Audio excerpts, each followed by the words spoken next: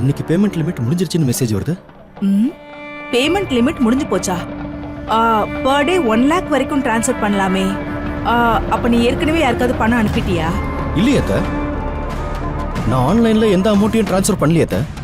அப்புறம் எப்படி limit முடிஞ்சிருச்சுன்னு message வரும்? ஒருவேளை நிறைய பேர் சொல்றாங்களே இந்த ஸ்கேம் அந்த மாதிரி ஏதாவது ஆயிருக்குமோ?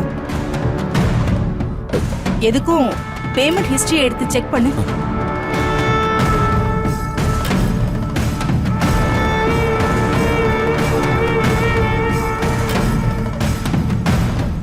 அத்தைக்கு எப்படி 1 லட்சம் ட்ரான்ஸ்ஃபர் ஆச்சு?